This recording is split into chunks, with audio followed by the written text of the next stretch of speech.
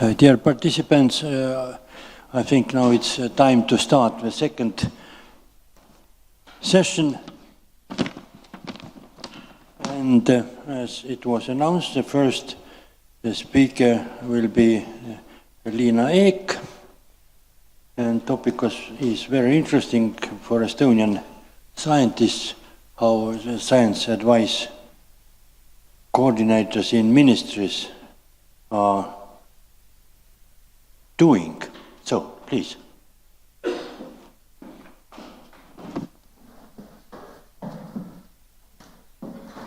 Good morning. It's still morning, I think. It's not afternoon. Actually, we will share this presentation, so it's not only me, but I will make an introduction, and then Angela Ivask from Ministry of Social Affairs will talk about the real life in a real ministry. So, we will talk about the system of scientific advisors in ministries. According to law, every ministry has an obligation to be responsible for organizing and funding research and development in their ministry. We will not discuss how it's organized and how well does it function, but we can say that the actual fulfillment is very different in different ministries. Some ministries have a special department, special R&D programs or strategies, and other ministries only order these surveys, so they are more like mediating but not really participating in research.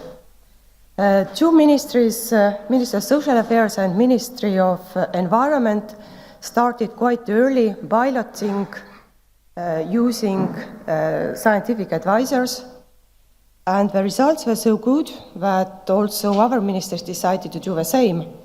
And for that we have a special program. It's called RITA. It finances also other things, but one activity that is financed by RITA is with scientific advisors.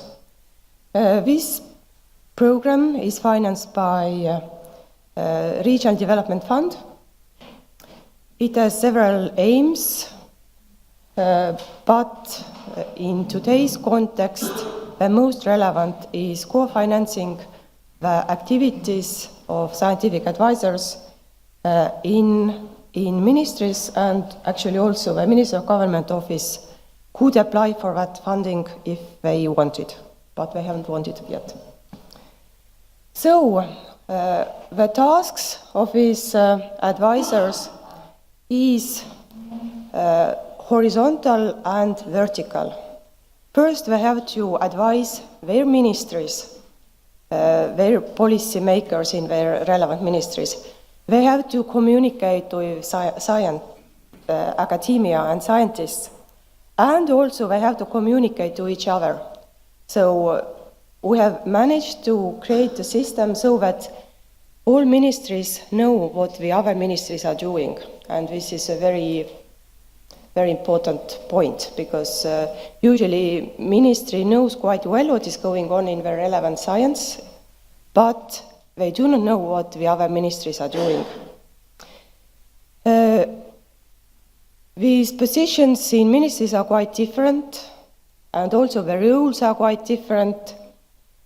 In some ministries, these people are also actively participating in making analysis and research, but this is rather rare. So mainly these people are organizing and mediating this change of information, and also trying to get this information from science and giving it to transferring it to the proper language and giving it to their officials in ministries. And very important is, as I said, is that these people, we meet regularly every year, and we know what the other people are doing in our ministries. And that has led to common projects and putting together the interest. So this horizontal information is as important as vertical information exchange. The bad thing is that these people are so popular. They are on arena, so everybody see them. They have gained attention also on international level. They have very good background, and we have faced the headhunting. So we have very quick personnel flow, so that just many people have gone to Brussels. Many have gone to better jobs. So we do have very good people. We educate them, we train them, but the thing is that sometimes they do not stay too long to this position. And here I have listed these people. We have 12 people in 10 ministries. As you know, we have 11 ministries in Estonia. So the only ministry who has not taken this opportunity is Minister of Justice. Most of them have a PhD degree. And the obligation was that these people have to have either PhD or at least 4 years experience in science in order to be better communicate to academia and to be more seriously taken by scientists. And also, they have to know what is science. So, and people who have really been in hands-on science, they do this job much better. Unfortunately, we haven't very good gender balance. Most of the scientific advisors are women, but that's nothing we can do about it. We have tried our best, but we have very strong and great women in this stuff, mainly. First of them started to work in 4 years ago, and last new ones entered to a scene in the end of last year. And here I finish my presentation and give over to Angela. And later on, if you have any questions, then I will be here. Okay. So hey, as Liina already said, I'm Angela Ivask. I'm from the Ministry of Social Affairs. And don't use that. And I'm a scientific advisor for health policy. So the Ministry of Social Affairs has 2 scientific advisors, one oriented more to social and health and work-related questions, and the other one then for the health policy. And I wanted to give a little more practical insight, probably, to the work of the scientific advisors. By first starting off the expectations of the scientific advisors with what they actually started the work and the tasks that have actually ended up for them and the reality in the ministry. So for myself, I can say that I started at work with a curiosity towards this, I would say, still dynamically changing position, because the tasks vary day by day and month by month. And just going on with the expectations that I collected from our scientific advisors in a little survey that I did last autumn. So what they wanted to be when they became the advisors. So they wanted to be independent mediators between science and policy, increase the share of science-based decisions and policy making in ministries, and tidy up the basis of this science-based policy making, and increase the knowledge on sectoral R&D activities in the ministries by, for instance, facilitating the dialogue between the scientists and the ministry officials and the policy makers. Which everything, so you can see, this actually builds up the science-based policy making or knowledge-based policy making that we have been discussing. Now the expectations actually reflect really in the tasks that were just discussed by Liina. So as the ministries have to actually organize the research and development in their own sectoral area or the governmental area, then they need to get advice in the R&D issues and in planning and organizing international and national collaborations also with scientists. Now a little bit about the reality. So what I have experienced since my 9 months that I have worked in the Ministry of Social Affairs, that have been the questions or the issues raised by the ministry. So we have, I think the scientific advisor is really important in increasing the ability of the ministry to formulate scientific questions.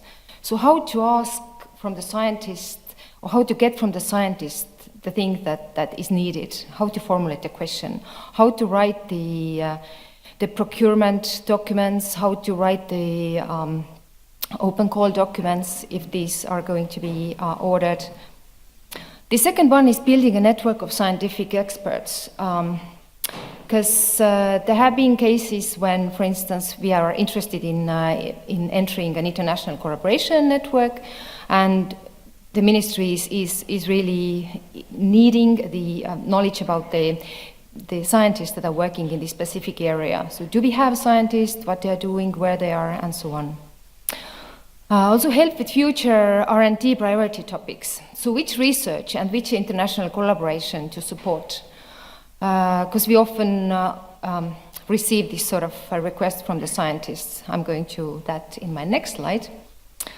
And also lately about setting the R&D sectoral roadmap for the future, which I'm really pleased of, because I would say that often the R&D activities carried out or initiated by the ministries are like small-scale projects, small-scale research studies, and quite hectic. So one in one area, one in the other. So there is not a set framework or a roadmap where they all fit nicely together. So we're trying to build that, including planning of resources. And finally also help with bringing innovative ideas or giving a bigger picture, where should the next R&D and innovation activities go in the ministry, or where should they look in the future. Now about the scientists, so the other side, because we also receive requests from scientists and so what they are interested in. Of course, information on how their work can be connected with actions of the ministry. So for instance, here we have organized presentations of ideas, but as already discussed yesterday and probably today more even as well, that presentation of such ideas have to come in the right time, in the right format. So I think that's very important for a scientific advisor once we are organizing such things. And also aligning the research with sectoral priorities for the researchers. For instance, even the simple things as topics for students' theses. So we have been thinking about publishing a list of topics for instance, students' theses, masters or PhD level that are fitting our priorities. And also, of course, requests from the researchers about support for the proposals, including international proposals. So this can be financially binding or not binding, but again, for that to know which one to support, would be good to have this sort of R&D priority issues or priority topics that the ministry is trying to build. And of course, information on funding possibilities has increased lately and is always a hot topic. Now maybe a little bit about challenges and suggestions, because certainly scientific advisors have faced quite a lot of challenges, especially considering that this position is quite new. Maximum 4 years, but 3 or 2 years in some ministries. And this list that I'm going to talk about also is based on the little survey that I conducted among our scientific advisors in the autumn. So one thing that came out is that as I just mentioned, the position is quite new. So finding a place in already well-developed structure of ministries and be involved and be informed, these two go hand in hand. So just showing the hypothetical structure of a ministry, which reflects widely, for instance, our ministry. So where the scientific advisor is placed, you can see the small figure there. So usually the advisor is one of the departments, of one of the small structures under this department. And indeed to be involved and informed about what the whole ministry or what's going on as a whole, we need to build a good network, and this takes time. And it's nice if it goes this way. Sometimes we are not able to reach the right person because we don't know him or her, and it goes in a longer way, let's say. So one idea would be to position the scientific advisor within a well-identified structure in the ministry. So this could be, for instance, strategic planning and development, which, for instance, is happening in the Ministry of Finance, or if there is a special department for research and development, as we have in the Ministry of Rural Affairs. And not to mention also a nice department in our ministry, which is called Smart Development Department, which was just created in the end of last year. A scientific advisor would fit also to this department nicely. So there's, I think that this sort of positioning would facilitate the interaction between the scientific advisor and the other officials within the ministry, but also outside the ministry. Because as Liina mentioned, we need constantly to interact with other ministries, which is working really well. With the government, we should have more contacts with Government Office, Research and Development Council, Foresight Center. We already have really good connection with Research Council and also scientists. So just to have a clearer position of the scientific advisor.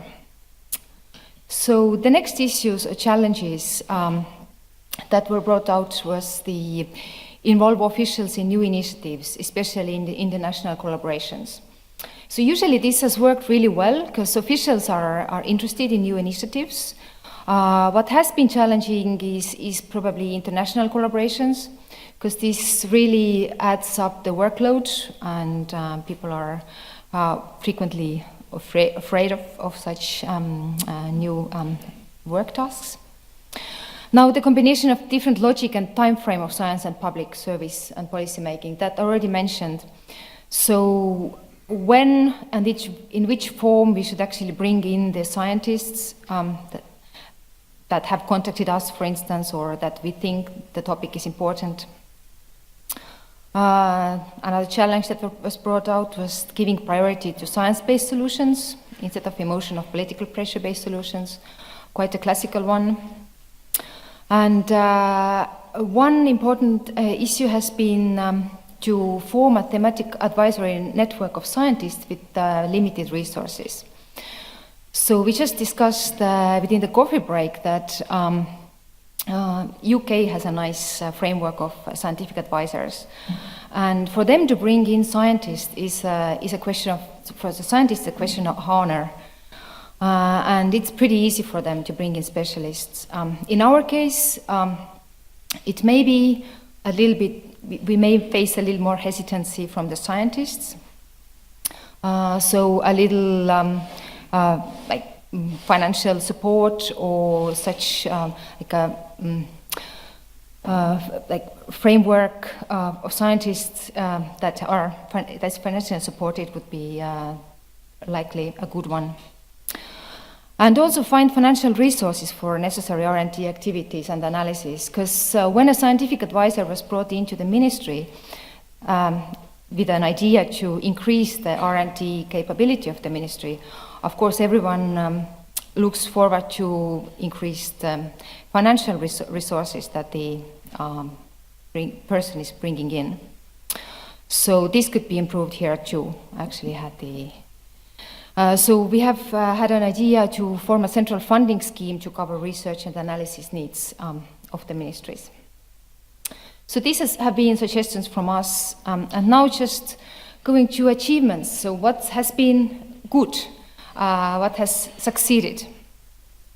So most of the advisors admitted indeed they have by now got an understanding of how the ministries organize their R&D activities. And they have managed to coordinate these activities in ministries somewhat better. And I would say that the next one, that the capability of certain ministries to carry out research studies has increased even 50%. So this is in an ideal case, because considering that we can use the financial support by the structure funds through Estonian Research Council, the RITA program. But indeed, the R&D capability of ministries has increased, but it still has more demand that we can do now. So in our last meeting, we discussed that it may be even 3 times higher that we can do at the moment. I think that's just a good sign that the ministries are actually interested in bringing in more scientific knowledge, in filling the knowledge gaps, and hopefully by increasing financial resources, we can also tackle some of these problems. And one achievement is really the easy contact between the ministries, and I think that we could even use the network of the scientific advisors even better than we have done at the moment, by building, for instance, a board of scientific advisors. But this is, I guess, a future discussion with the Research Council. And with that, I would end and welcome any questions with Liina. Thank you both. So now questions, yeah?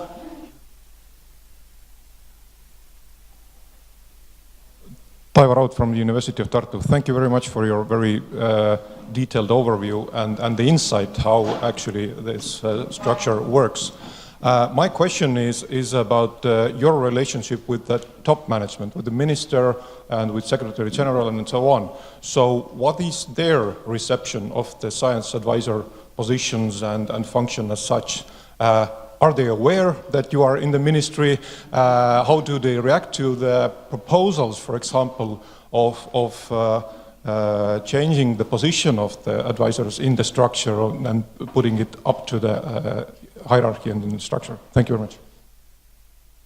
Certainly, they're aware of having a scientific advisor in the ministry, and actually, in the previous structure that we had in our ministry, we belonged under the Secretary General, so there was a direct link, and she actually takes every proposal really seriously, and it's not really hard to convince her if it's really a justified proposal, I would say. And also the minister, because in our case we have a Science and Innovation Board for Health in the ministry.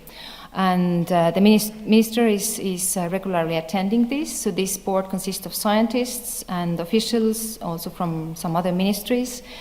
And she's very much aware of the research and so R&D and innovation issues within the ministry. Now, changing about the structure, probably we should make actually there was just like from practical point of view, there was a recent change in the structure, and so we should try to make a proposal. So thank you. Where was next question? Back there. No, you, please. Hello, thank you for your introduction. I'm from Lithuania. My name is Sigita, and I would like to ask you more about the relationship. In some of our ministries, I feel the need to expand on the expert or analytical capacities of the civil servants themselves.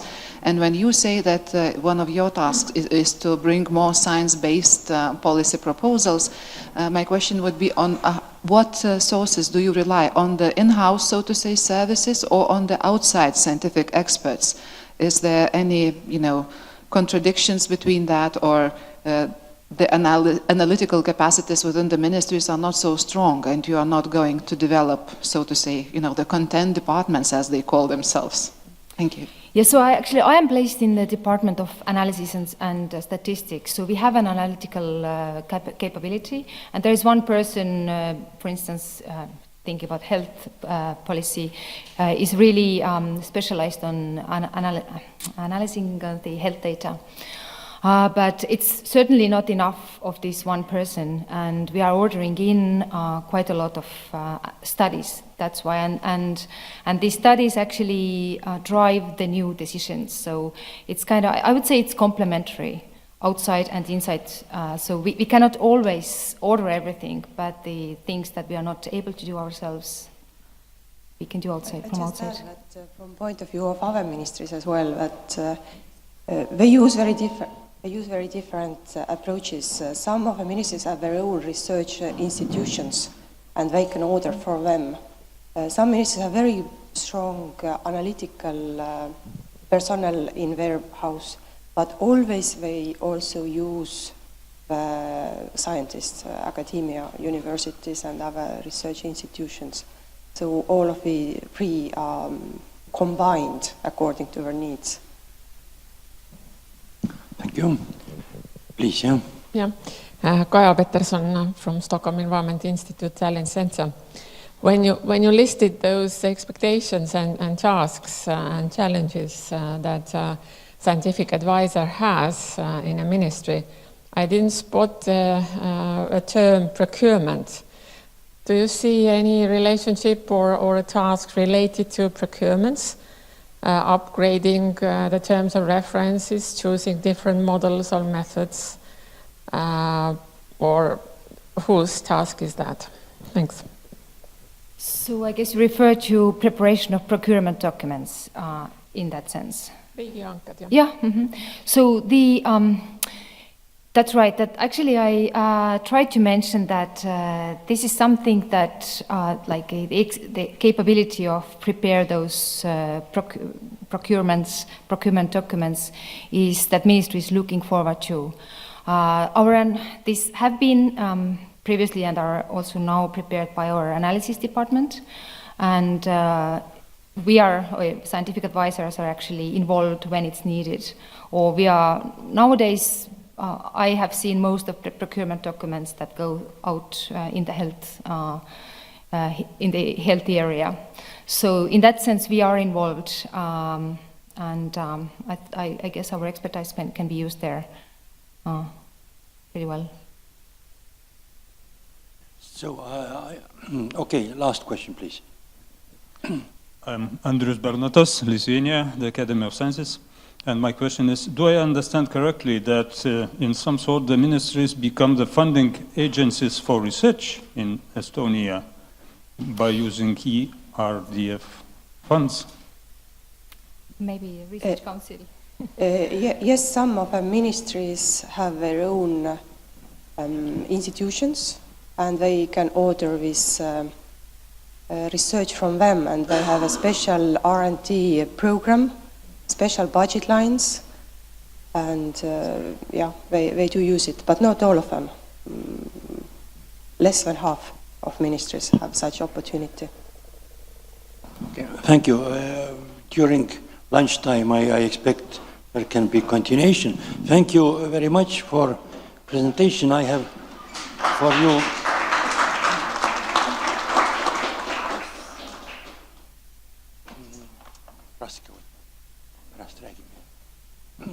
So now we are switching over to next speaker, Tea Danilov, about high-level scenarios. Please.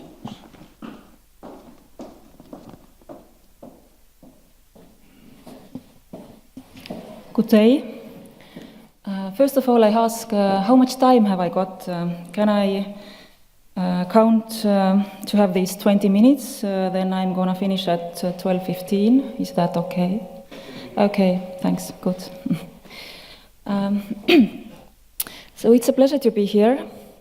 And my mission here and now is to convince you that scenario building is a particularly promising method for policy advice. So afterwards you can tell me whether I failed or succeeded. As of my personal background, I have been a civil servant since entering the labor market back in 2000. And During these years, I have seen and participated in quite many policy designs and strategy elaborations and being in charge of some of these processes. So I like to think that I have an understanding what kind of advice is needed in the process. I have been heading the Foresight Center since January 2018, and actually the institution is not much older. The Foresight Act was approved by the Estonian Parliament in 2016, and the Foresight Center is to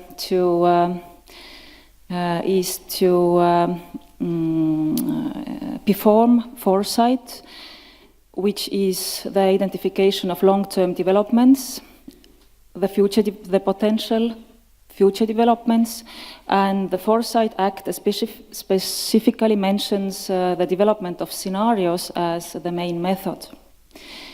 We also have a Foresight Council to supervise us and to keep us on right track.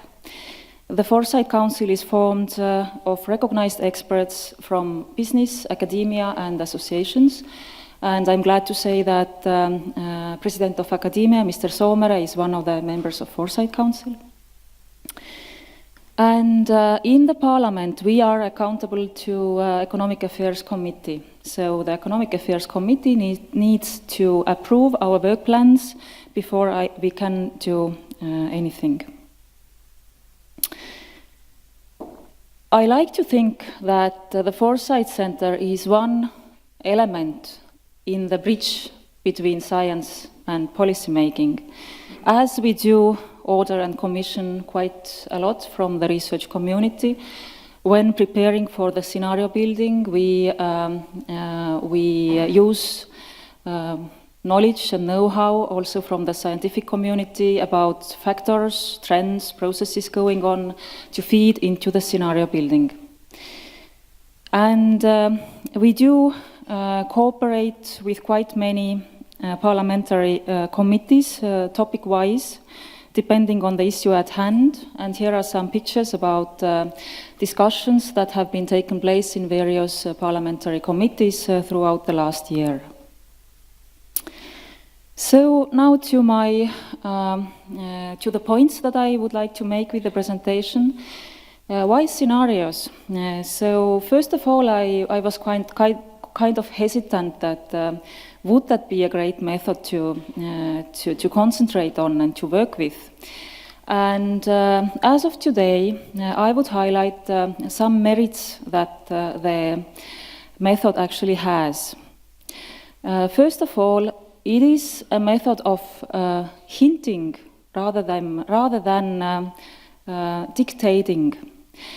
So what I mean by that, quite often actually the policymakers would tell you that please give us a very clear and concrete answers, kind of practical prescriptions that can be put into practice to the letter, and it's clear and obvious. And I would call them as the 10 Commandments type of prescriptions. But if then the politicians or policymakers, they are offered these 10 Commandments, then quite often it actually triggers reluctance or even resistance. And why so? I have been thinking about it. One of the reasons might be that always the recommendations are ideologically loaded. They depend on the worldviews of who have been preparing them. And in the parliament, we have 6 different worldviews, as we do have 6 parliamentary parties at the moment. Of course, it might change during or in the course of the upcoming elections. So this is one of the reasons, probably. And the other one is that the policymakers, they want to be the authors themselves. They want to figure the solutions out by themselves. So they need to be served with the materials that help them to come up with the conclusions and not the ready-made conclusions. It reminds me, there is this Swedish author, Astrid Lindgren. She has been writing to the kids mostly, and one of her characters is Carlson from the Rooftop. Probably you are familiar with that story. And it's a short, thick fellow with a propeller at his back. And he says, this Carlson says to his friend that, I'm not going to tell you that my house is there next to the chimney. You have to find it yourself. So this is something that I have been given a lot of thought to, and it seems that scenarios actually work well to leave the decision makers the feeling of being in charge of deriving the conclusions by themselves. Another merit of scenarios is actually they always broaden the debate. And one of the examples I like to bring is the 5 scenarios for Europe prepared in 2017 by the cabinet of President Juncker. And you probably know them. It's not about picking one. This is the message that sometimes gets lost. And there was a lot of confusion among the general public that why doesn't the Commission say which is the preferable one, which is the best we should go for? But that wasn't the aim. The aim was to broaden the spectrum of alternatives, to draw out the pros and cons of every one, to show that it's not black and white, it's not whether we are doomed or whether we are blessed after the Great Britain has left EU. So, and by showing that it's not black and white, it actually makes clear that there's a lot of middle ground. And it's not about picking one, it's probably combining the options into a portfolio, thus amplifying the advantages and managing the risks. So, and this is very important to make a step forward from having these polarized and black and white discussions. Of course, politicians like the things to be black and white because then there's a lot of drama, the good cops and the bad cops. But actually for the sake of compromise and constructive compromise, this drawing out the broader spectrum, showing that there is middle ground, there are different shades, it is useful. So coming now to our work, what have we achieved so far with a year and a half that we have been active? We have finished our first work schedule with 3 research lines, one about productivity, another about labor market, and the third one about public governance. So we have came out with 3 sets of scenarios. And as far as I know, you should have actually the summaries in your handouts. So I didn't have, but my colleague said that you know them anyhow, so everybody else, you should have them. And also the materials are there in our webpage, and I'll show the link just in a couple of minutes. So I can't go deeply into each and every scenario, but I tried to shed some light to the considerations and the frameworks that we have built for thinking about the future of productivity or thinking about the future of labor market. So the productivity, it's actually a tough issue because the means to enhance productivity are not at the hands of the state, but rather at the hands of the companies. And it's very path dependent. So it's dependent on the business models and the capital accumulation that already is there. So how to approach this issue? As Estonia is a very open economy, and we couldn't survive without exports. So we concentrated on the external dimensions, on the external factors that might change one way or another way. So the metrics that we built consisted of factors. First of all, the regime, the foreign trade regime. As we have seen that the protectionism has taken off and there are quite many steps already being made by different parties. So the question is, or the variable is, whether it will turn back to normal, to liberal regime, or then it will further deepen the protectionism. So another external factor, something that the Estonian companies just have to adjust to, and they can't really help changing it, is how the demand is developing in the foreign markets, as we are a very export-based economy, also in Estonia, but especially concerning export markets.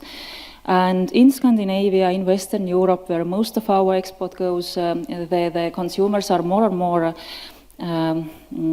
ecologically aware, so they don't want long logistics and goods imported from far away. Also the customization, of course, and also the sharing economy are keywords to be taken into account. And the question is how quickly and in which form these changes in demand will materialize. The third factor actually is the technology, the disruption in the industrial technologies that we are observing at the moment in the world. And it seems to me that both the protectionism and also the change in technology work towards so-called regionalization, that the world is going to be more regionalized, and the long value chains which operate across continents today, they might be reduced. They might be consolidated. And it just does not have much point probably in the future to carry on with the value chain as it is today, of buying basic components from Asia, letting them be assembled in Eastern Europe and then sell them off in Western markets, because, for example, the 3D printing enables to print out the whole products next to the customer according to his or her specific preferences. So, and if we add to this the more expensive foreign trade due to tariffs, so it might seem logical that the regionalization is there to come. Now, what do we then conclude after having drawn quite a set of scenarios? So, it is not exhaustive. There are many other conclusions that can be made or implications, but just a few to give you an idea of what we are talking about. First, it seems to me that Estonia needs a plan B should the protectionism deepen. Of course, often it is said that we are already very regional. We trade with Scandinavia mostly and then with other Western European markets. But these companies, the Scandinavian companies, the German companies, they trade with Asia. So we are not kind of bolstered from the developments, from the raise of tariffs should it happen. And one more perhaps which is important is that in some scenarios we see that if the foreign trade gets more expensive, it might be that some of the outsourcing that has already left Estonia because our wage growth, it might return because we will gain back some competitive edges in terms of outsourcing as the tariffs make the international trade more expensive. And is this a blessing or is this a threat? Because it might mean postponing the investments into new technologies, postponing investments into new products and services. So the labor market, and I'll be briefer now. So here, the basic components, the most important factor that we arrived at are, of course, again, technology. First of all, do robots take our jobs? Which kind of jobs? Whose jobs? And then the other thing being migration. What about the attitudes and policies towards migration in the EU? Of course, there will probably be the free movement of people inside the EU, but the attitudes towards migration from third countries is an important element. And also inside the EU, although by the letter there is this free movement, then very much actually depends on the attitudes of people. do we actually tolerate people, for example, from Southern Europe to come and work here in Estonia, as they look pretty different than most of us. So, and also different restrictions like restrictions to technical qualifications, that you are just not really approving the documents that the people have. Although, of course, the single market rules tell you need to do so, but it's not always the case. Anyway, the work migration and then the issues of technology are the main factors here.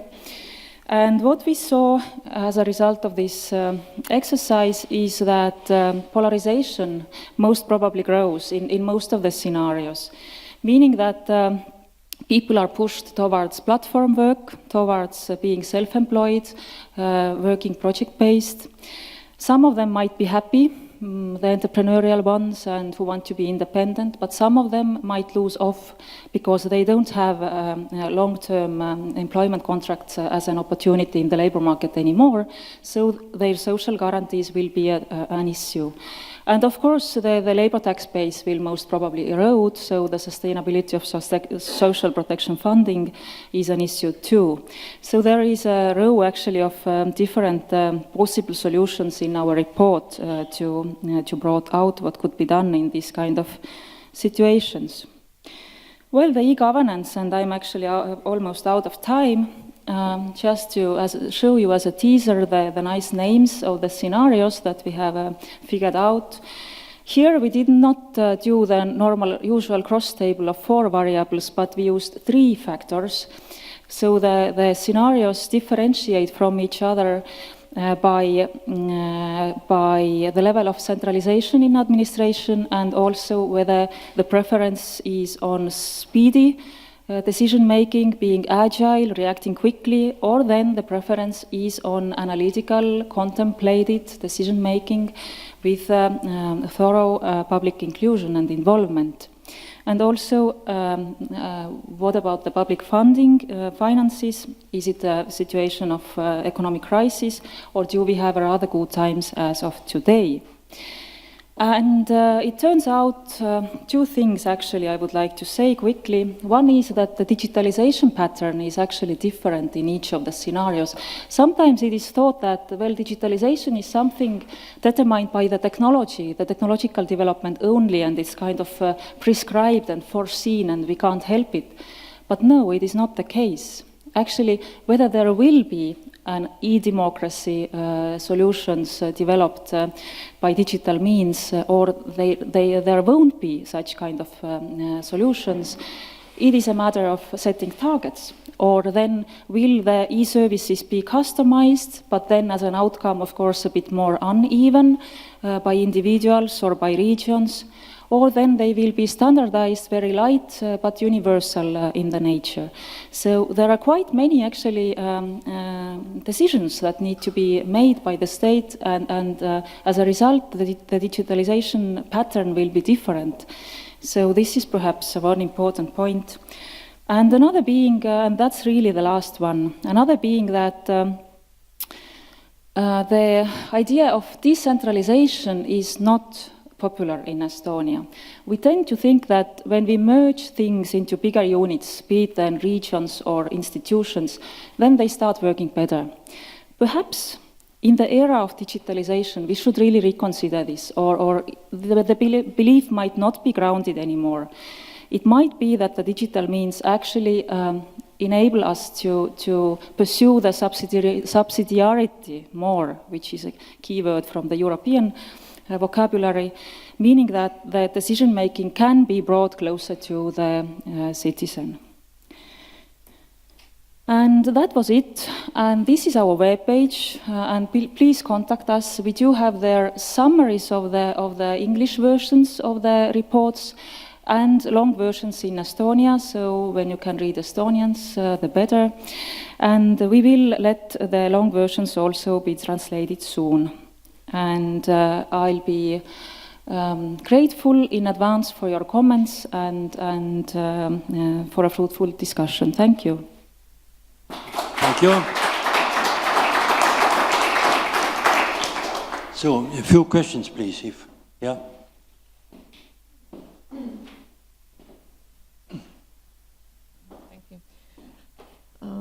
we have been much discussing the demand and supply issues. Giving the 1.5 year working experience that you have in the center, how many requests from the members of the parliament you have actually received? And what are your capabilities in order to respond to those requests? How rapidly you can respond? Thank you. Thank you. Well, we don't really work request-based. First, what we do is that before starting the next cycle, and we are gonna have a new set of studies each year now. So we visit all the fractions, the political fractions in the parliament. We visit all the committees and we ask, what are the topics that you are interested in? And after we have asked that and then trying to respond as much as possible to their wishes, after that they can be included into the steering committees of a particular study, of a particular scenario building exercise.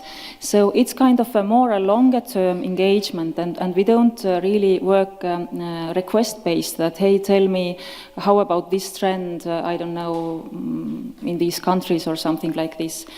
Of course, if we get such a request, of course we try to deal with it, but that's not the main method of working. The engagement of the MPs into our work, well, if I generalize, 1/3 of them are really active, and it's a challenge to reach the other 2/3. Thanks. More? No, then thank you very much.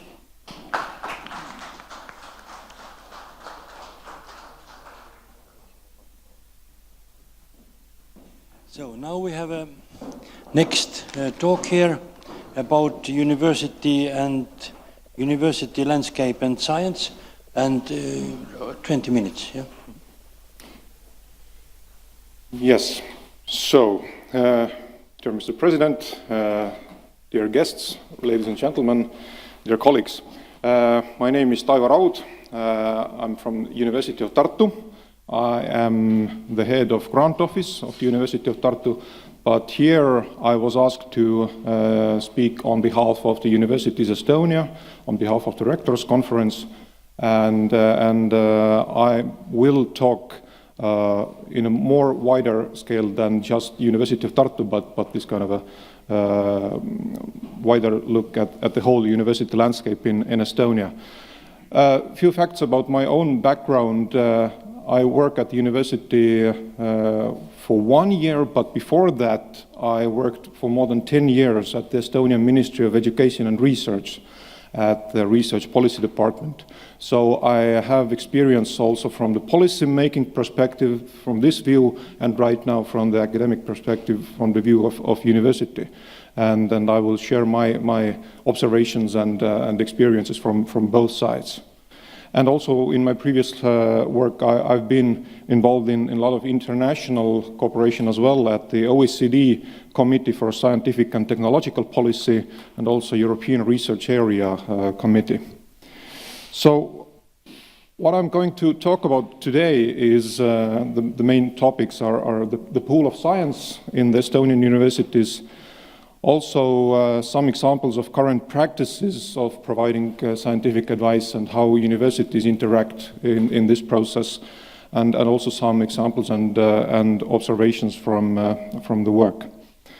But before that, I would emphasize one thing, that the mission of universities.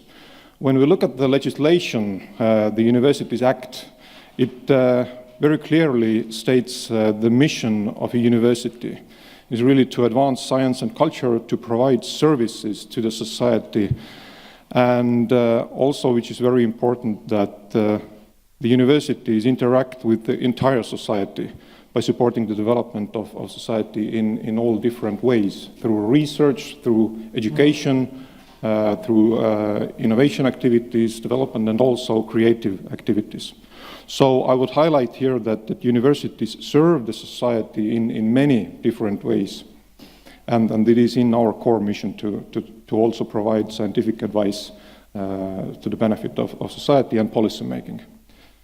So some facts and figures about the Estonian public university in universities in numbers. So we have 6 public universities in Estonia, and there are the numbers, for example, for the academic staff. So we have more than 3,000 full-time equivalent people working on the academic side, so their research staff and also teaching staff included. We have more than 35,000 students, and a few years ago we had more than 250 new PhDs defended at our universities. Also, the research output in terms of publications and patents and patent applications is there. So the main argument here is that public universities contribute more than 80% of Estonian R&D output. So this means that universities are major drivers of the Estonian research development and innovation landscape, and it is a really well, the main pool of knowledge in terms of scientific advice also in Estonia. When we look at the coverage of different scientific fields, so we see that universities cover all the main scientific fields, starting from natural sciences to engineering, technology, medical sciences, agricultural sciences, social sciences, and humanities.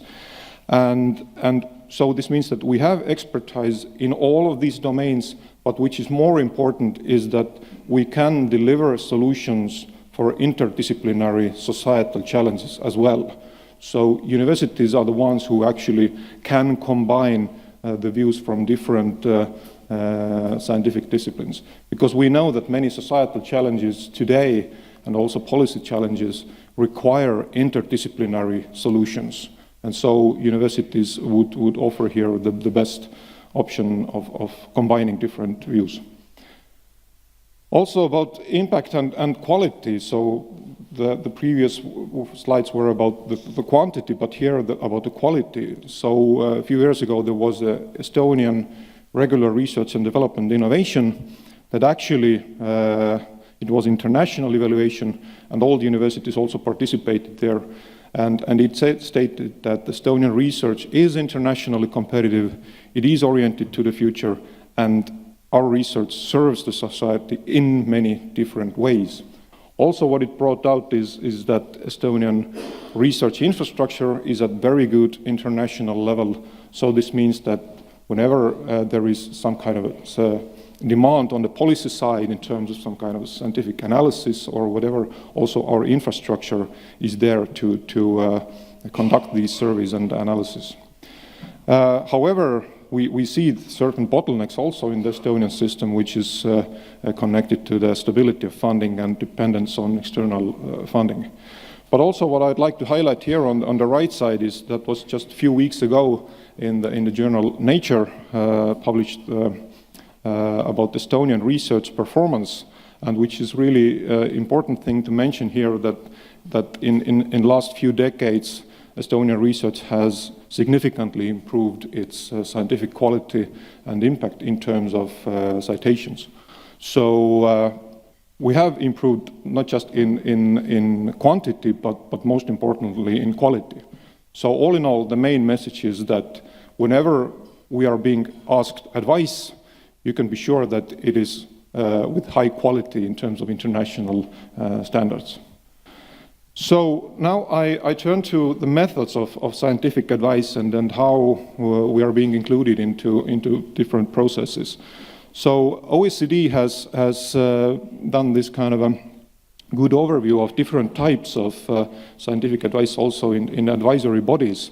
And when we look at on the left side the different types of advisory bodies, and on the right side the Estonian examples or Estonian versions of them, so we see that actually we have most of the elements or advisory bodies here in Estonia in place. For example, the Science Policy Advisory Committee or councils, in the Estonian version of that is the Research and Development Council, which is chaired by the Prime Minister, but also has representatives from the Akadeemia presented. When we look at the second level, permanent or ad hoc scientific technical advisory structures, here we can highlight the Research Council of Ministries and Agencies. And some examples here are, for example, from the Ministry of Rural Affairs, Ministry of Social Affairs, Ministry of Defense, and so on, who have their own research councils and also where universities are participating. And then the other elements here can be seen.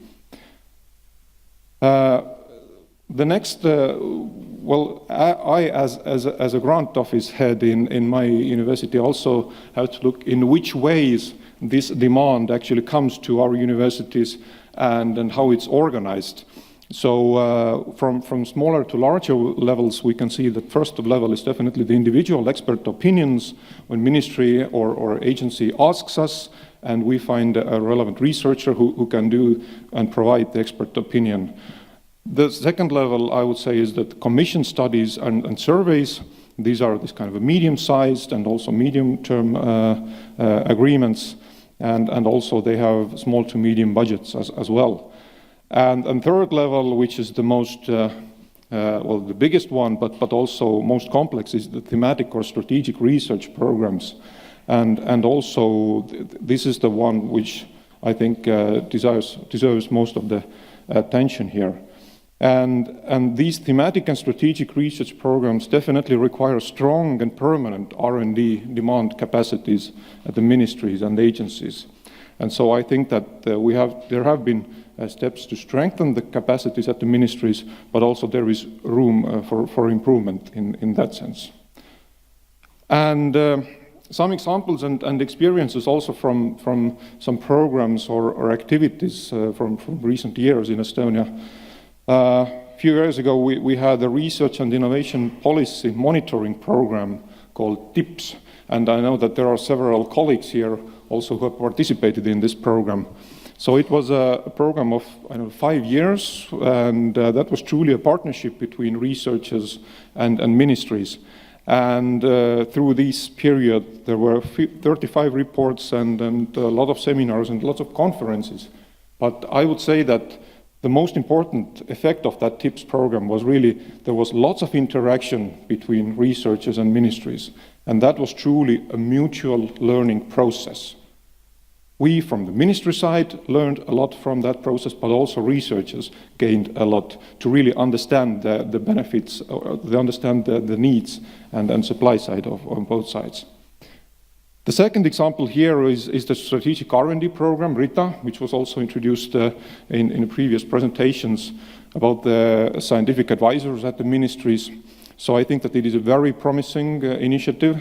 Of course, the positioning of the advisors in the ministry structure is a challenge, as was described here before, but I think that it is a truly good initiative, and I think that it has to be pushed even further.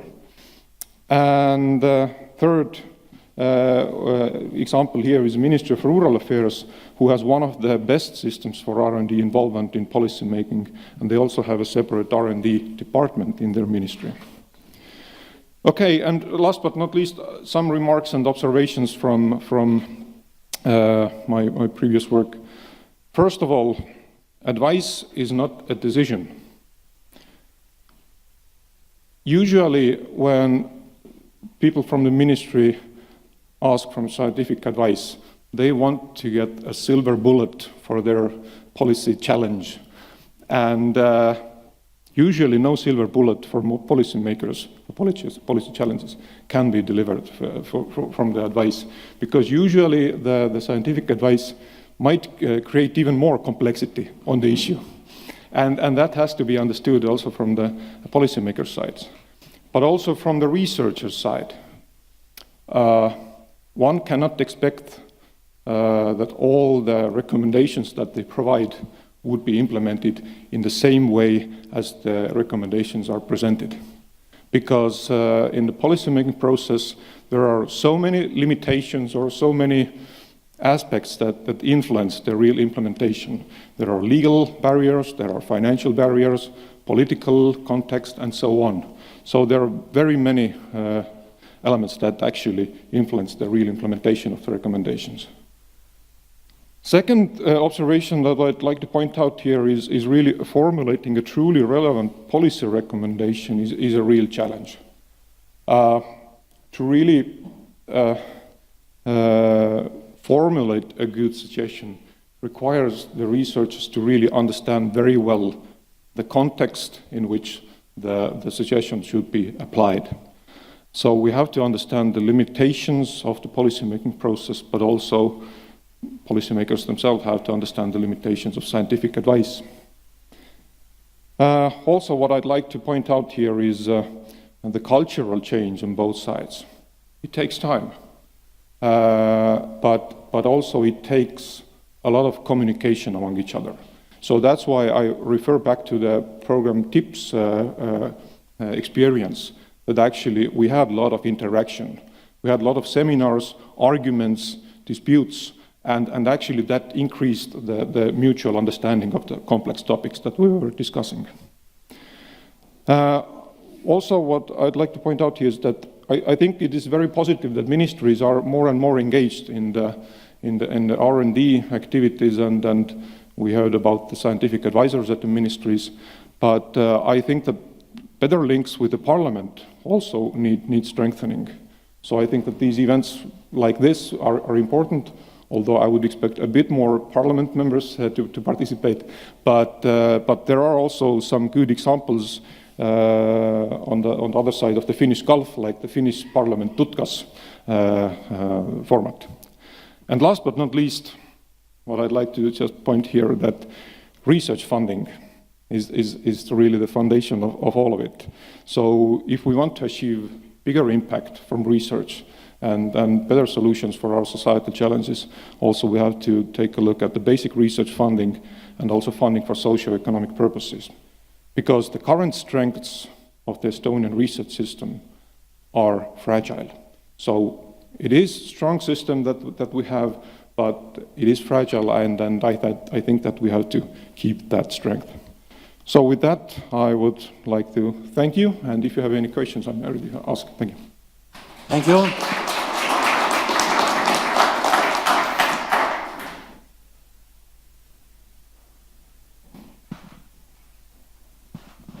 Thank you. It was very relevant, and I just would like to take opportunity and point out one pool of scientific advisors. I also wanted maybe mention it during previous speakers. I guess that, including myself, but many of my colleagues, researchers, we have been asked by ministries and appointed as a national representative to some of the European commissions or bodies or whatever. And this work may last for years. And what happens is really that no one cares what we do. We don't have anybody to report back. Nothing happens if even we try to report back. And in worst cases, costs are not covered. So it has changed a little bit now because European Commission actually covers tickets. But the work, when you read hundreds of papers, you stay several days in Brussels, and it is not covered at all. And it is really often the case when a person is going to the first meeting, then things start to happen, and then for the next meeting, the personnel who asked you to be Estonian representative says that, no, I don't have funding. I thought that you can find funding for yourself by own projects. So my question is really that how much, for example, advisories in the ministries now even know? Do we have the advisor from Ministry of Economical Affairs here? No, I guess that I don't know him or her, and I guess she doesn't know me. So that is it somehow, do you know that these people exist?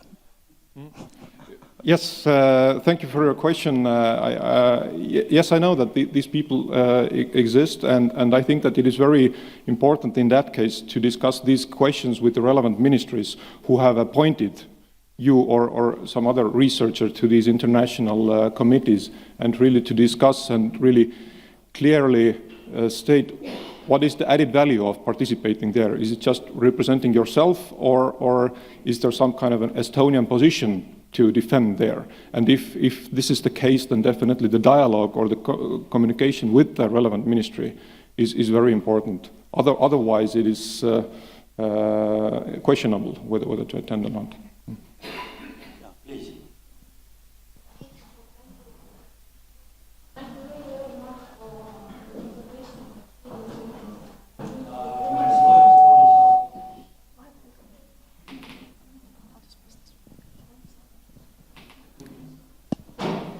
So I think I'll repeat again. Thank you very much for your presentation. It's very, very interesting, and I think you pointed out one of a big problem is instability of funding and the dependence of EU resources in science.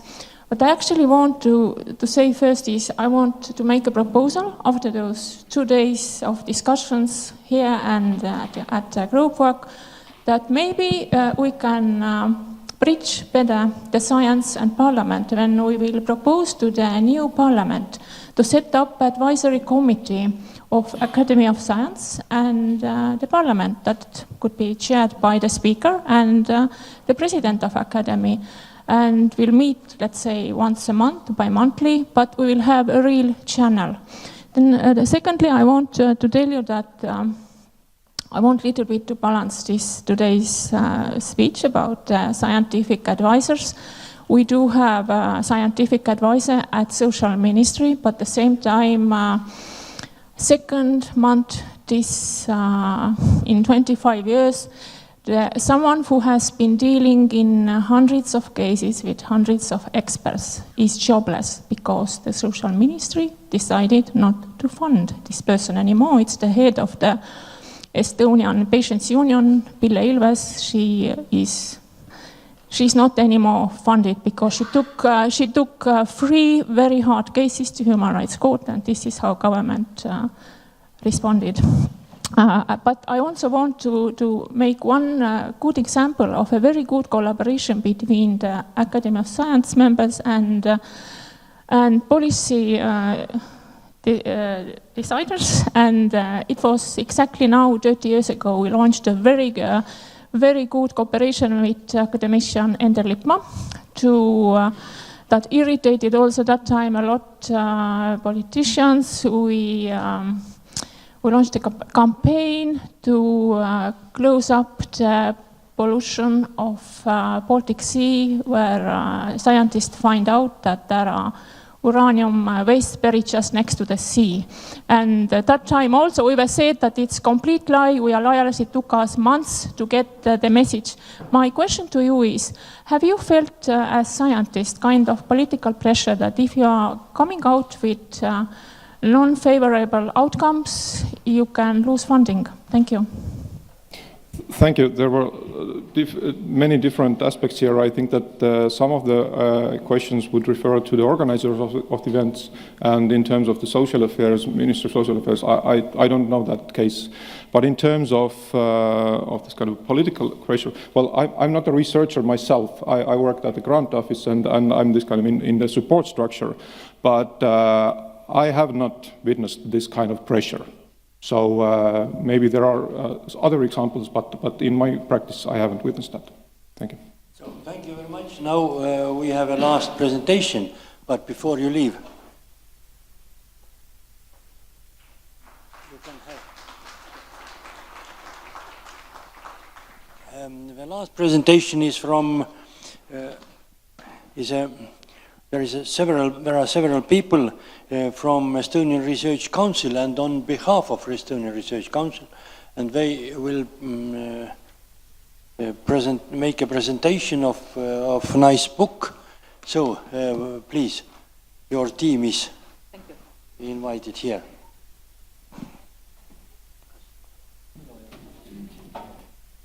Jah, Ülo ja Erki võite tulla.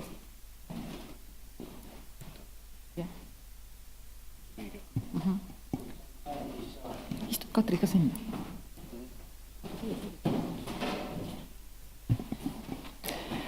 Ladies and gentlemen, my name is Karin Jansson and I am from Estonian Research Council. I am Executive Director. And this is really my great pleasure to greet you all on behalf of Estonian Research Council, but also on behalf of our President Andres Koppel, who unfortunately couldn't be today here, because in Estonia we have right now flu season. And this also explains why not all the authors of this second issue is not presented today here. But my great pleasure is introduce you and present the second issue of Estonian Research 2019, which is in-depth analysis of state of Estonian research. And this is our way or our piece how we would like to help politicians to make more informed issues about science policy and understand how research in Estonia is. But also it's very interesting reading for a wider audience. I'm sorry. Today has been many times mentioned the article in January written by Nature, which shows how Estonian science has progressed and what are the problems we face. And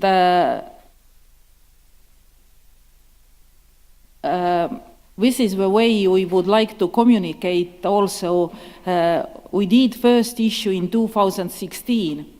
And as we more and more talk to politicians, we hope that they will understand better why research is performing the way it does and what is important resources to have better results. I am very grateful and thankful to our editorial board, which consists of Professors Ülo Niinemets, Erki Karo, Rainer Kattel, Richard Willems, and has been edited by Kadri Raudvere, but also to many authors of this issue. You all can find this edition in our webpage, and very soon there will be also the version in English language.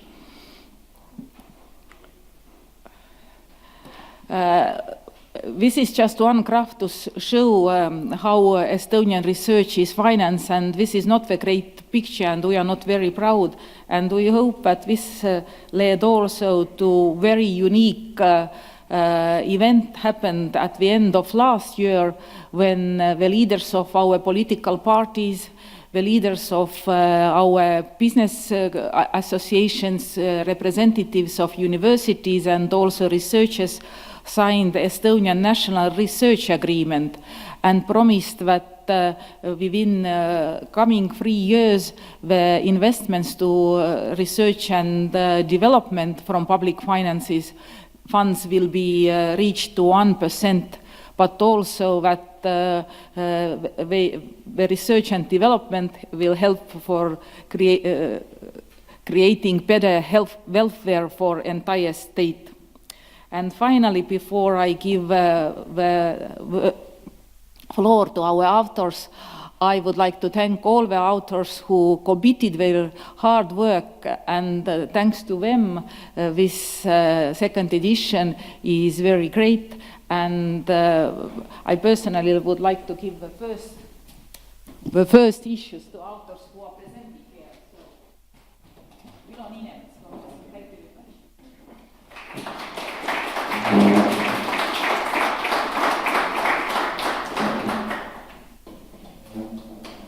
Lauk, thank you very much.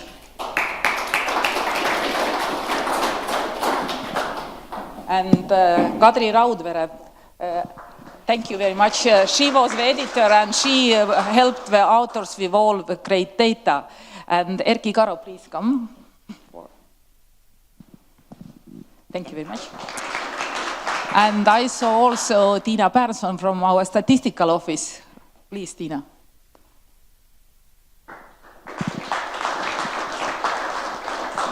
Thank you very much. Do I have any authors? If no, thank you all. And now I give a speech to Ülo Niinemets.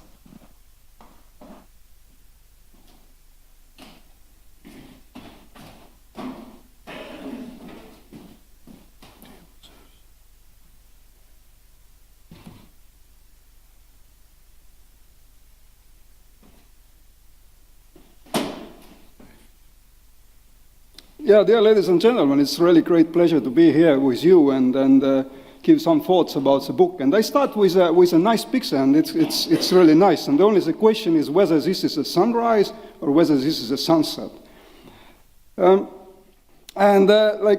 Today, this slide has been shown already several times, and it looks like really like a success story. But then, my task was to look at the data about people and researchers in the field, and it's really a success story from one hand, but on the other hand, you must also recognize that that's the cream of the cream, because scientific community is actually in Estonia shrinking, and that's not a good news at all. And I'm personally actually very much interested in science career models, and this is very important, because when I studied, the life was really difficult, and I would even say the research environment was quite hostile. It was very difficult to really make it, and what we really need to do is we have to do make the system better for younger researchers, and therefore we have to deal with science career models. And it's really important. From one hand, it has two ends. One end is into the science, and the other end is out of the science, because if there is no out, it's basically there is also no in, because everybody will be in, and then there will be no possibility for younger researchers to get in. And on the other hand, there are other opportunities. In science, the pay is nowhere actually something extraordinary. So it's very difficult to really stay in the system. So therefore we talk about science career models. And really, for young researchers, it's important to have the career perspective. So that's very important, and this is what we are really trying to make in the future. And really, there are several.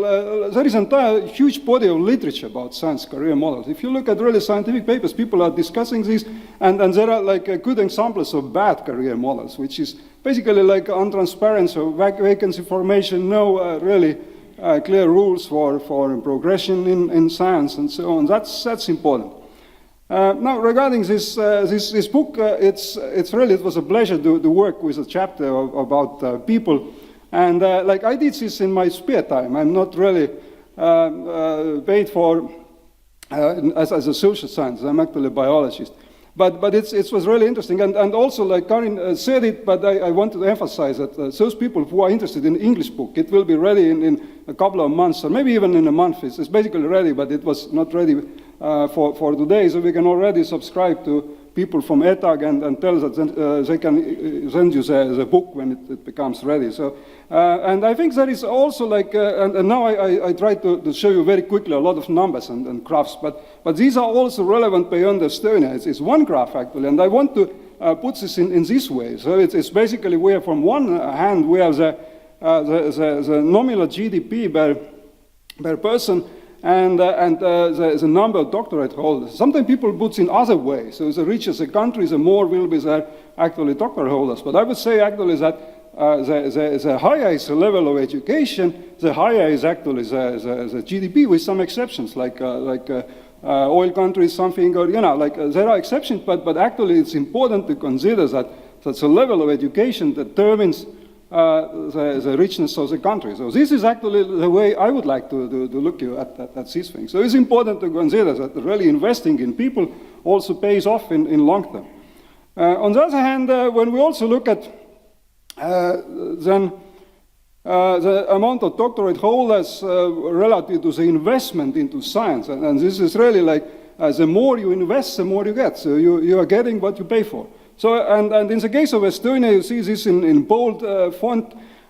Basically, we are thinking, we like to think of Estonia as a success story, but the truth is that we have 2 to 6 times less researchers, depending on which way we look at, compared with the countries we are really aiming to reach, like Finland, Sweden, Switzerland, United States. So this is actually the critical mass is lacking. So that's actually important to consider. And this is where we want to go, and that's the idea. And it's more likely we are going there, and even in most pessimistic way we are getting there. So that's actually like something you need to keep in mind. So it's actually it's important. Like people say, okay, it's science, and but we also need to think about funding. So funding is very important. Without funding, there will be no science. So this is actually something we need to emphasize. I'm talking, having a few slides about doctorate holders, and in fact the PhD is nowhere in the world is a mass education. There is an elite education everywhere. And then, when you compare Estonia, we have still like less people doing PhDs than in several really research intensive countries like Sweden, Finland, for instance. So 2 to 3 times less PhDs. So that's actually like a take-home message, 2 to 3 times less. So that's important actually to consider that we really must do more. Another thing actually what is also important, and I think that's really, really bad, what the data show, is the average age of PhD students when they start is relatively high. You see the average age, it has been pretty similar. There are no really prominent trends that you can see, but it has been around 30 years when the people start PhD level education, and it's too late. There are some people that start early, some people start really late, but on average, it's quite late. In many other countries, we would like to compare, for instance, in Sweden, people are already like doing the first postdoc by 30 years. So this is actually important to consider. And on the other hand, the age distribution of doctoral graduates, when you see it, it looks like a trend of like a younger PhD students' graduation is over the last years, it has become less. Like for instance, in 2017, it was 14% of people graduated which were of the age of 25 to 29. So I was 26 when I got PhD, and then it was relatively early, but most of my course mates I studied as a bachelor student, they graduated below 30, and now actually, and this was year 1996. Of course, now we are 2019, and time has passed by, but it's something like it's important to consider. It's actually like its age is increasing, and we are lagging behind compared with the rest of the world. So regarding the researchers, in the case of researchers, it's the same thing. We have 2 to 3 times less PhD students. We have 2 to 3 times less researchers. And in particular, in the case of private sector, researchers in private sectors, the difference is 5 to 6 times less. So we need actually to have much more people working in private sector. And that's important. It's something like you think, okay, economy is rising, but the truth is that the private sector must be much more ready to accept people with PhD, with the highest level of education.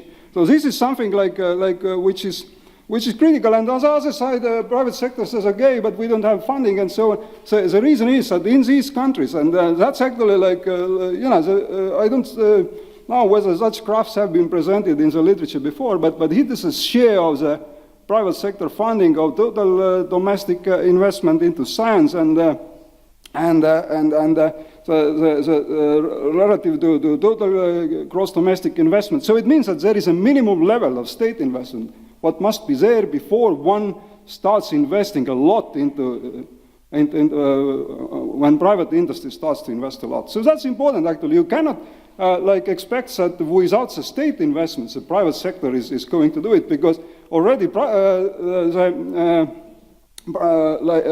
public sector is already absorbing most of the PhDs, because as you see in a few other slides, there is really a problem with age status as well. What you see here is what has happened with the research staff in Estonian public universities. Overall, there is a major shrinking in all categories of researchers except for junior researchers, where there is a slight rise. And the reason is that this is a fresh category, and there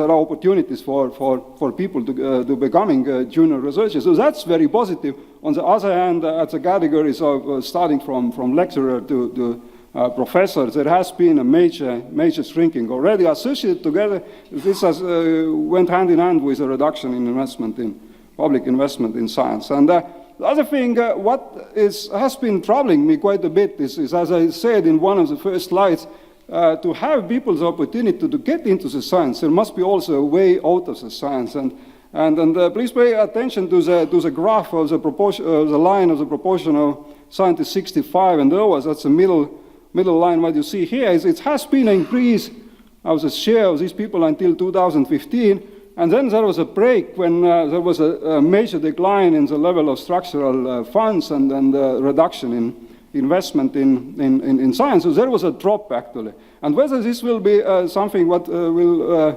continue in the future, we don't know. But then, if you look at proportions of the researchers younger than 35 years, this has been constantly decreasing. The proportion of researchers younger than 25 years has been also constantly decreasing. So that's actually these are the negative trends, and that concerns all researchers. And in this book, I didn't have personalized data. This is a study I did actually based on personalized data. The team leaders, which had a state grants, so the top level researchers. And what you see here is that's a complicated diagram, but look at the year 2006, where there is a break. It's like initially there is a rise of the share of young researchers. So young was in this context below 40 years, so getting to charge a research team. And there was a constant rise of the share of young researchers, but on the other hand, then after what happened here is abolishment of compulsory age of retirement, and immediately the opportunities for younger researchers became less and less. So that's actually something what has been happening. So and really why we need to pay more attention on career models. I leave you with this, and thank you for your attention.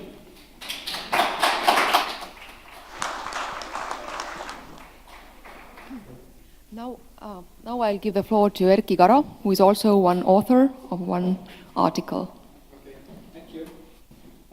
So it's a scary slide. I moved this away. My name is Erkki Karo. I'm an associate professor of science and technology policies at Tallinn University of Technology, and I was writing a chapter on this book on socioeconomic impact of science, right? And I don't have slides for one reason, because the title of this event, actually for two reasons. I didn't know I have to make, and then I have an excuse why I don't have slides. And the event is called towards bridging science and decision making. So we have two types of decision making. One is evidence-based decision making, that is mostly what civil servants do and what ministers do, right? And this is the input to the big decision making, which is political decision making. And the political decision making is often emotional, ideological, and elections-based, not evidence-based, but elections-based. So I try to tell the story that we have in this book in the language for the election cycle. So I think you've heard quite a lot the story in Nature about the Estonian success in science. So Estonian science in terms of publications is amazing, really cool, right? We are trailblazing globally, right? Even Nature says. But then when we look at all the other things in the political terms, it's quite embarrassing, right? When we look at the amount of R&D funding that we have coming from public and private sector to Estonia, it's 1.1% of GDP, something like that, in the recent years. It's nice that we have now the parliamentary agreement to increase it 1%, but when we look at the bigger picture, I think we should still be kind of critical of what we see around us. Estonia, you look around, you see nice buildings here. How many of you are actually not from Estonia? So a few of us, right? So I give you a few numbers that are behind these graphs, because many of these graphs we give in terms of GDP, percentages of in relation to 1,000 people and so forth. So I just looked at a few numbers here to understand where we are actually in Estonian science. So it's almost like a pop quiz, right? So just a question for you. If you look at the R&D workers in the private sector with a PhD degree, guess how many R&D workers with PhD degree work in the Estonian traditional industry? 31. Estonia is considered to be the trailblazer of ICT, right? E-government and all this stuff. Guess how many PhD degree holders work for Estonian IT companies? 38. These are not numbers of an R&D department in a large German multinational organization or something like that. This is just like an office, probably, of a R&D department. Another question is when we talk about university-industry collaboration. So how much actually industry funds R&D done in Estonian universities annually? 7 million euros. That's, sometimes electricity of an R&D department might be more in a month or in a year, right? So this is actually the background where we are in Estonian context, and when we talk about the socioeconomic impact of research. We have a lot of good research, we have a lot of good publications, we have a lot of researchers that are among the 1% of the most cited people in the world. But when we talk about how this kind of knowledge would transfer to Estonian society, I think we have two sides of the problem. On the one side, we have to look at it from the perspective of universities. How can we actually kind of diversify our portfolios? How can we actually rebuild our research groups so that we have excellence there, but we have also people, skills, networks, consultants who can actually help Estonian companies? And on the other side, we also have to look at the company level. If we have about 30 people in ICT sector who have PhD degrees, then we have about 30 people who actually know what it means to collaborate with the university. Because if you have done or tried to do a PhD, you know what is a research, what is actually done in universities, what is actually excellent research, and from where we should start talking about this. So I think when we one of the messages, at least from my chapter as well in this book, is that when we talk about the socioeconomic impact, there is two sides of the story, and we cannot continue this debate on, science should be more relevant to the society, and science should be dealing more with the problems of the industry. But we have to look at the both sides. That the industry needs to pick up in terms of its own investments, in terms of its own R&D things. And I think, at least in Estonian context, we have strongly there a kind of a market failure or whatever you want to call there, and the government actually needs to step in on that side as well and think about how do we actually support Estonian companies in becoming more R&D intensive, because one of the big problems in Estonia, which a little bit comes also out of the different studies, is that our companies mostly work alone because we are so small. Everyone specializes into a unique niche, and there is very little collaborative R&D among the private sector, which means that actually we don't use the private investment as efficient as we could. Because many challenges that companies have nowadays could actually be solved better by pooling resources, pooling researchers, pooling skills, and having a better kind of a horizontal or general purpose technologies and so forth. And I think this is one of the topics that has never been discussed in Estonia. We think about entrepreneurs, individual researchers who demand kind of something from private sector researchers, private entrepreneurs who demand something from the university, but we lack this idea that actually we have innovation systems, clusters, collaborations that in many countries actually lead the private sector investments into the sustainable directions. But this is all what I have here. So you can actually, when it comes out in English, you can read it. So thank you.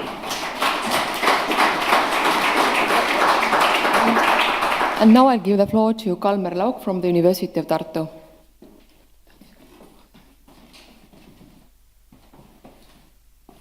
Hello, my name is Kalmer Lauk, and I work at the grants office at the University of Tartu.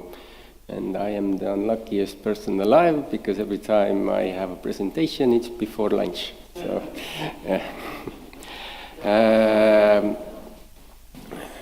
now, I will not bore you with graphs or slides about how awesome Estonian research and researchers are. I have them, but as you already have seen, the Nature article has been already mentioned so many times, there is no point in showing that again. Instead, I would like to talk about, in general, some of the facts related to our article. Now, on the contrary to my co-author, the professor and famous academic Jüri Allik, I am not famous, nor am I an academic or a professor. For the past 5 years, I have worked at the University of Tartu as an analyst of research and development. And in these 5 years, I have found myself becoming more and more a fan of Estonian research. And this is because in the last 27 years, since the Iron Curtain fell, the rise that Estonian science and researchers have made is an amazing thing. In a way, I thought about this when I was coming here, that Estonian science has been like a Formula One team or a rally team. It started with no funding and basically maybe some cars, but a talented driver. And in 1991, when the lights went green, what happened? We became better and better and better. And at the moment, we are very near the top and very good at what we are doing. There has been a lot of talk about funding and how it may, in fact, be changing the future. And this is a problem, of course, because if you look at the article, there are 17 researchers amongst 6,000 most influential researchers in the world. And if we look at the 17 researchers that are from Estonia, we can see that every decade, out of all the PhD students, 4 will become the most influential in the world. So if we lose funding, this statistic will go down. And this is not a good future, and I hope that this is something that won't happen. So thank you. I will not go into that.